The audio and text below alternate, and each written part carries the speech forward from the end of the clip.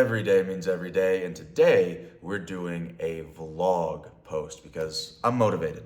I am motivated. We're gonna go hit a workout here, just in the apartment gym, just right downstairs, and we're just gonna talk a little bit in between sets because this is a special day for me because for whatever reason, I feel like I'm at my best when I know that I'm putting in work when nobody else is. I was like this in college too. I used to get the most work done, whether I was plotting out business plans or writing or dreaming up ideas or reading business books. I always felt my most productive on Friday and Saturday nights because I lived in an apartment that was like halfway underground. That was one of those things that was popular in Michigan. It's like you're halfway underground, you're kind of in the basement apartment, but you've got this little window toward like the top of your wall. And I could hear, my desk was right by that little window that was right by the ground.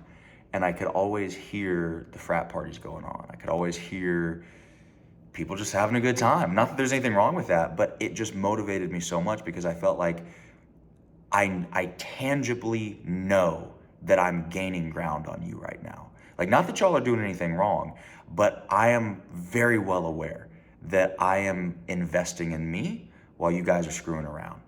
And I'm gonna earn the right to enjoy what you're enjoying right now at a whole different level later on in life because of the investment that I'm making right now. And so today, at the time that I'm filming this, it's Super Bowl Sunday. It's February 9th, 2025. And this is when I'm at my best. This is when I'm my most creative. This is when I'm ready to work the hardest. This is when I'm all in on me and the future that I'm building for myself. And so I just want to invite you into that today. So we're gonna go downstairs, we're gonna hit a workout, and we're gonna go all in. Because one thing I'm really a little bit annoyed by is all these like entrepreneur influencers who are acting like they're athletes. You know what I mean? Like, you did an ice bath one time and you think you're David Goggins. Or you go to the gym now and you take a ton of TRT and you think that you're actually an athlete. It's like, okay, slow down. Let me show you what this actually looks like. And because I can play in your game, but I don't think you can play in my game. So anyway, we're gonna have some fun today. Let's go. All right, we're gonna do a 100s warm up, 100 reps of tricep extensions on the ropes, 100 reps of curls on the ropes at 100 pounds of resistance. Yes, this is a warm up. Most people's problem is that they do not do nearly enough volume. Their expectation of what is actually required for success in anything, fitness, business, whatever, is on the floor compared to what it actually takes. So let's warm up.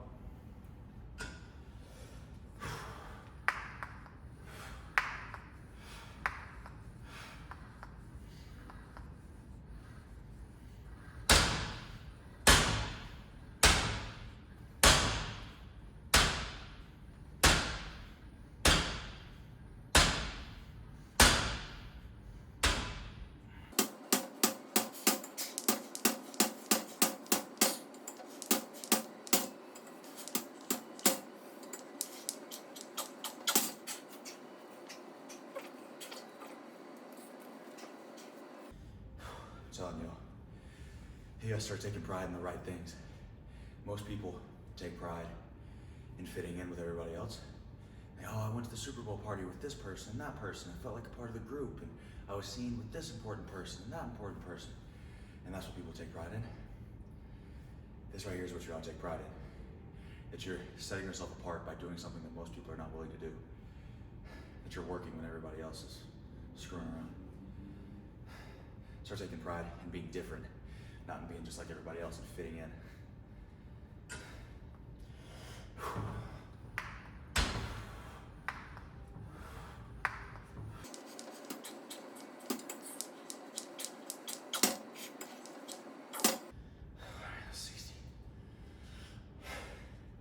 Sometimes when I do stuff like this, people ask if there's any rhyme or reason to the sets and reps.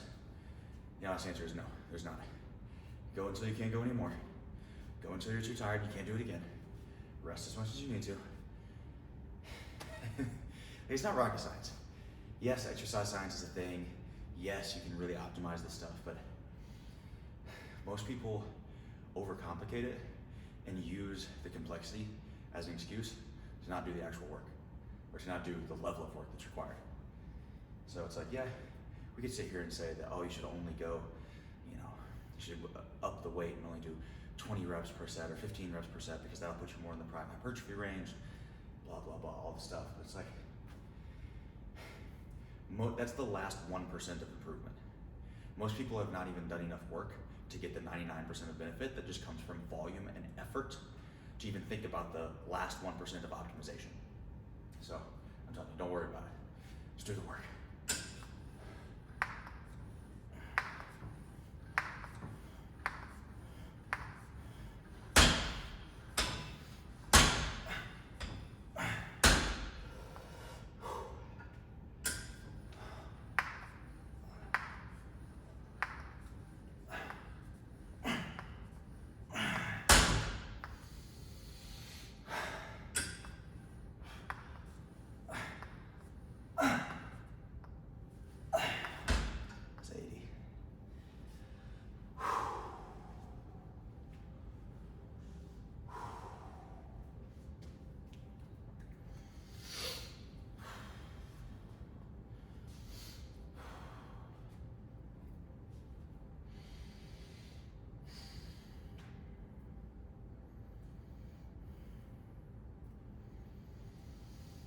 I love stuff like this that pushes you, that isn't quite so cerebral. It's just a lot of volume, it's just a lot of work that sucks, doesn't feel very good, but I love stuff like that because it teaches you the right mentality. It's a mentality that you can carry over into every other aspect of your life. It's this ability to just shut off your conscious thinking. And most people are, trying to be deep, trying to awaken themselves and have more consciousness. Most of the time, that's not what you need. You actually need the opposite. You need to be able to shut your thinking off and just go. Most of your limiting beliefs and the excuses and the weakness exists in the conscious zone. If you can transcend that and just shut it off and say, you know what? It doesn't matter. There's no way out of this. I'm not going to get out of it. I'm not going to stop early. This is going to happen. I'm not going to think about it. I'm just going to go until I pass out or until I'm done. If you can get to that point, that's honestly the mindset that you have to have in business and fitness, relationships. I mean, that's what a marriage is, right? Hey, I'm not getting out of this. I guess we better figure this out. We're just going to go until we either die or figure it out. You can talk all day long about, oh, it's archaic technology, it's outdated, it doesn't work in the modern world. Well, maybe you should learn something. It's only been done for thousands of years, wonder why. It's a mindset that's helpful for everything else. There is no escape. Just figure it out. 20 more, let's go.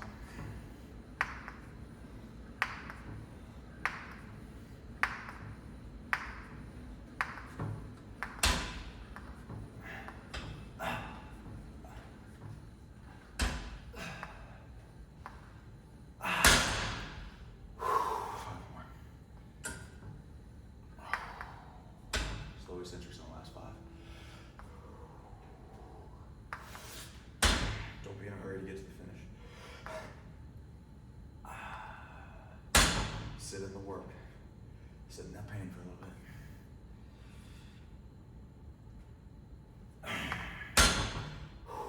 Make it harder, not easier.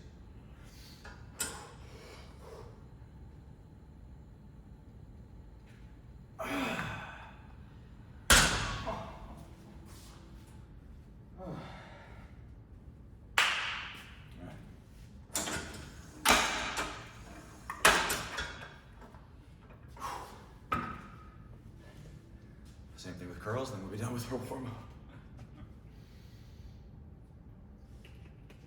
That's what I'm talking about. People say 100 reps for a warm-up, that's a working set. What are you talking about? Exposure elevates expectations. Get exposed to more, get exposed to a different way of thinking that will elevate your expectations that you have of yourself. Most people, they don't expect enough because they haven't been exposed to enough. They don't realize that 100 reps could be a warm-up. They don't realize, like, this happened to me with Brandon Wynn. Him and I were working out, and he introduced me to German volume training, 10 by 10s. I've never, 10 sets of 10 reps at a heavy weight, I've never heard of that. It sounded like a ridiculous idea. And then because he showed that to me, it rewired my brain to say, oh, I'm not doing enough. I'm not doing enough. So,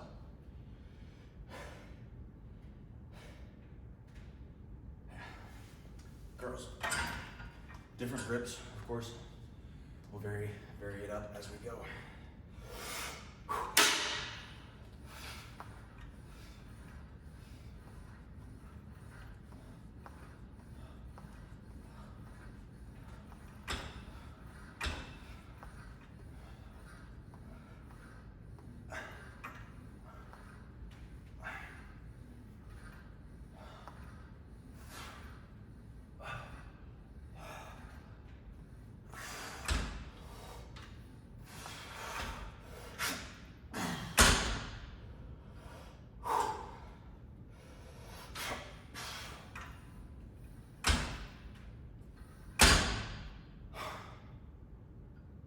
That's heavy.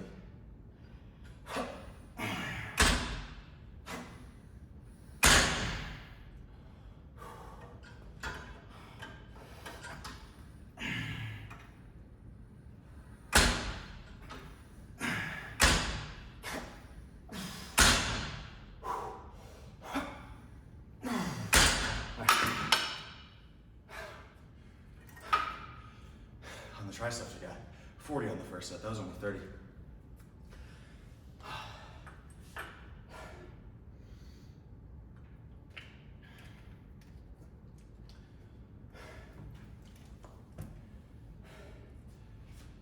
You know what's funny? I had a client of mine, and he was telling me that he didn't feel like, we've worked out together a couple times. He's here local in Nashville. And he was telling me that he didn't feel like he got as much out of his workouts when he did them by himself versus when he did the exact same workout with me. And I was like, how do you feel at the end of every set? Like, are you out of breath? Do you feel like you want to die? Or are you just kind of like, okay, check that box, on to the next. And I worked out with him another time recently, and I didn't really push him, I just kind of observed. And I was like, dude, this is why you're not getting as much out of it. It's because you're not pushing yourself the way that you would if I was there pushing you, motivating you, and challenging your beliefs about what you're actually capable of. He'd be doing, 60 pounds when he's super capable of doing 90. But he didn't know that, he didn't believe that. So he needed me there to be like, dude, that looks too light. So there's a difference. It's like your own maturity. It's a certain level of maturity to be able to be held accountable by other people and to be pushed by other people and to be coachable. That's all a good thing, but it's a whole new level of maturity to push yourself to that same level, to push yourself to the same point or even beyond what somebody else would push you to, what a coach would push you to. That's a whole different level of maturity. That's what most people are missing in, again, fitness and life and business and relationships. It's like, yeah, when you've got somebody that's on you about it, oh, okay, now you're gonna push yourself. But then you're by yourself and you don't hold you to the same standard that other people hold you to. And then you expect to respect yourself, to admire yourself. So how are you gonna have any self-respect when you know that you give yourself a pass? Like you understand that's what children do, right? Like children act good when mommy and daddy are there, and then they do their own thing when they think they can get away with it, nobody's watching. It's a childish mentality. You should be strong enough and disciplined enough to hold yourself to a higher standard than anybody else possibly could. Let's go.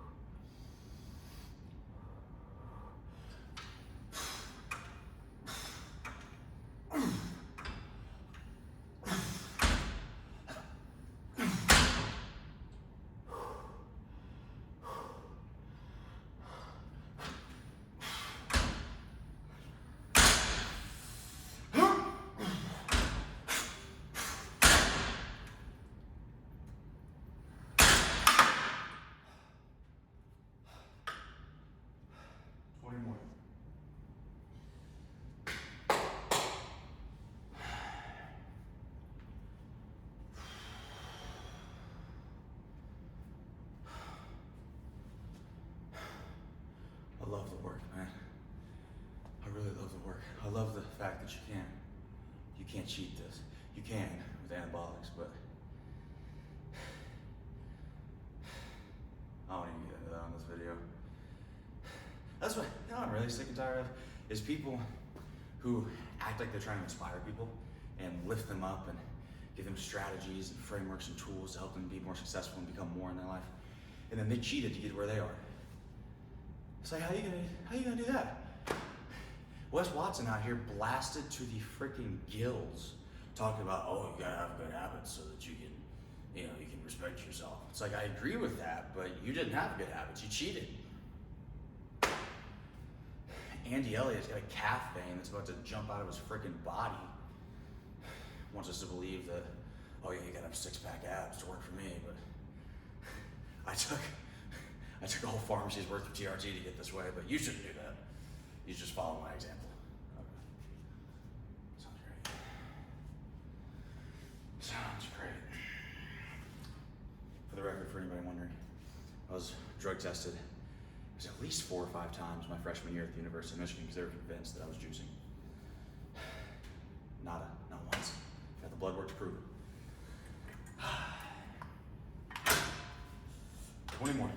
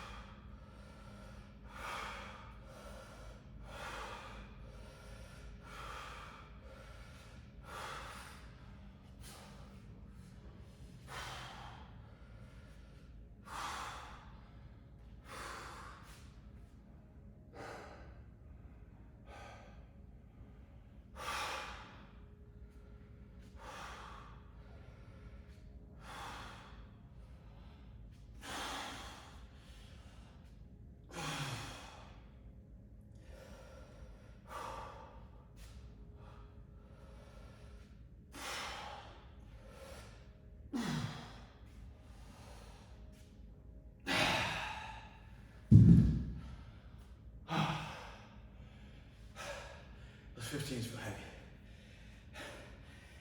Brandon Wynn, my old mentor, he told me that if you can make easy things really, really hard, that's a good sign.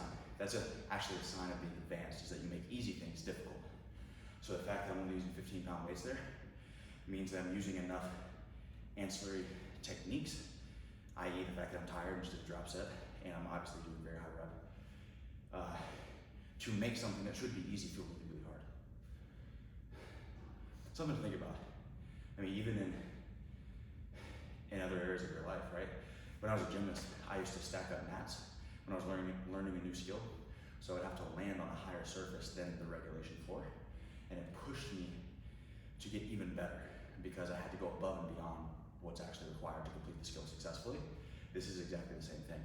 So in life and in business and everything else that you're doing, How can you make practice harder so the performance is easier? How can you take something that should be easy and modulate it the right way to make it really, really difficult? That's the sign of true mastery. When easy stuff, you can make it hard. Because ironically, when you can make easy stuff hard, you can usually make hard stuff really easy. All right, 10 reps with the big ones, 20 with the small. We're good. Just strict bicep last time. We'll do hammer this time actually. I'll save brachialis for last, because that's where I'm strongest.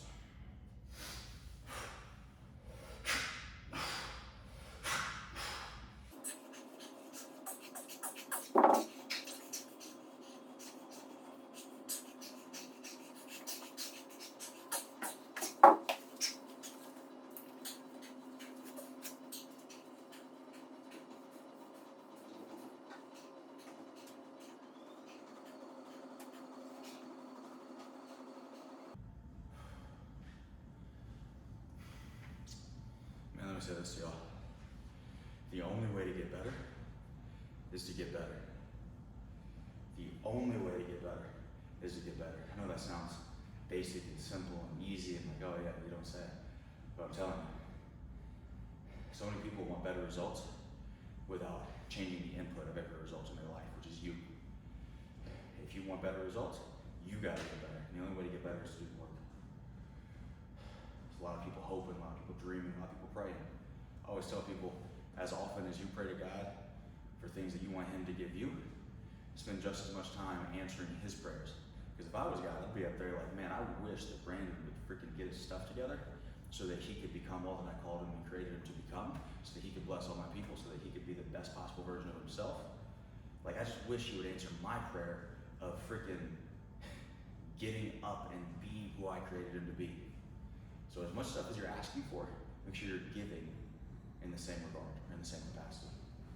And you do that by your actions, by your habits, by your daily decisions, not your occasional decisions. Last one.